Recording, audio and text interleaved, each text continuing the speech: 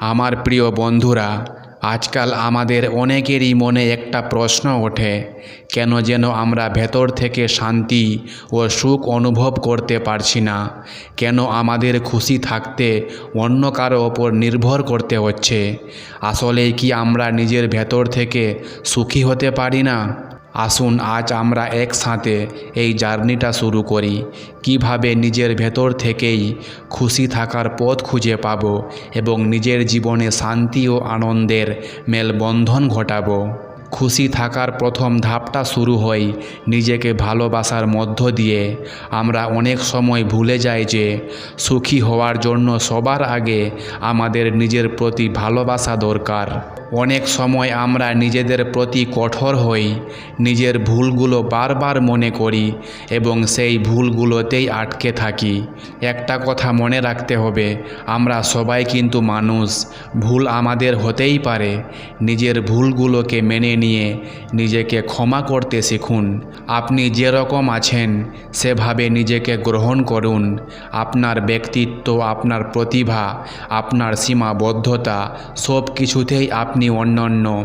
এই অনুভূতি আপনাকে শান্তি দেবে এবং অন্য কারো থেকে আপনার মানসিক অবস্থা নির্ভরশীল থাকবে না।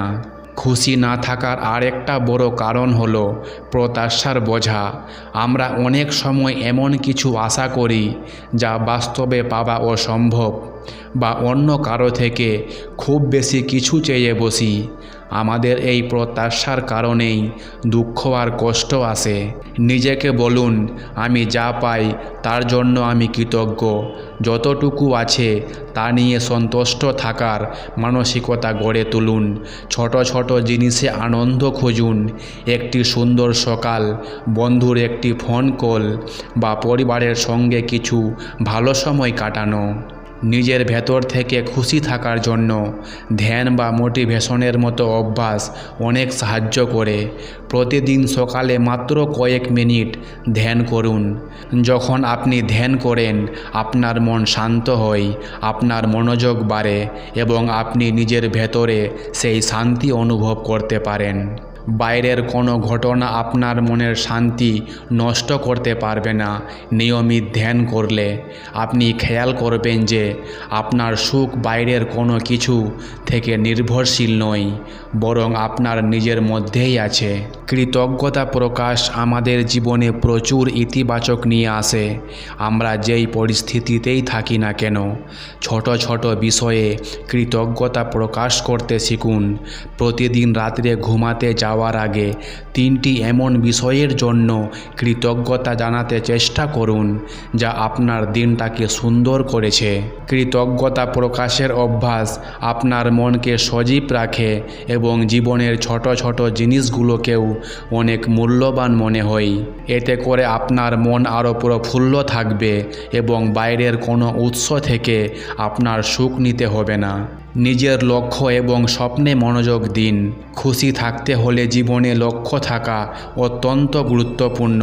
আপনি যদি জানেন যে আপনার জীবনে কিছু অর্জন করার লক্ষ্য আছে, তাহলে সেই লক্ষ্য আপনাকে ভেতর থেকে অনুপ্রাণিত করবে। নিজের স্বপ্নগুলোর পেছনে কাজ করুন। নিজের দক্ষতা উন্নয়নের জন্য সময় দিন।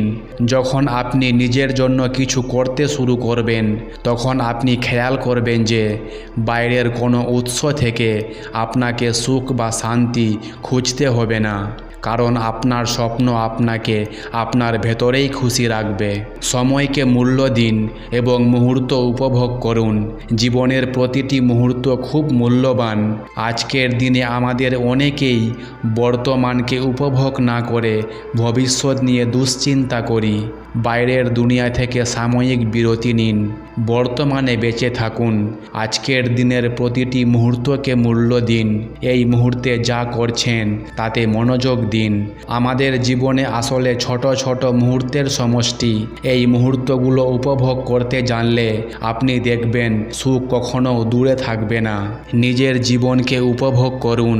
আজকের আলোচনা থেকে আমরা শিখেছি কিভাবে নিজের ভেতর থেকেই খুশি থাকা সম্ভব, কারো ওপর নির্ভর না করেও নিজেকে ভালোবাসা, প্রত্যাশা কমানো, ধ্যান করা, কৃতজ্ঞতা প্রকাশ, নিজের লক্ষ্য অর্জনে কাজ করা এবং প্রতিটি মুহূর্ত উপভোগ করা, এই কয়েকটি ধাপে আপনি সহজেই নিজের ভেতরে শান্তি অনুভব করতে পারবেন। প্রতিদিনের ছোট ছোট অভ্যাস, ছোট ছোট চিন্তা আপনাকে ভেতর থেকে খুশি রাখবে। তাই নিজের প্রতি বিশ্বাস রাখুন, নিজের জন্য বাঁচুন এবং আজ থেকেই এই কয়েকটি অভ্যাস শুরু করুন। আশা করি এই ভিডিওটি আপনার জীবনে কিছুটা হলেও শান্তি নিয়ে আসবে। ভিডিওটি যদি ভালো লেগে থাকে তবে অবশ্যই লাইক ও শেয়ার করুন এবং আপনার মতামত কমেন্টে জানাবেন। ধন্যবাদ আপনাকে নিজের ভেতর থেকে সুখ খোঁজার এই যাত্রায় আমাদের সঙ্গে থাকার জন্য।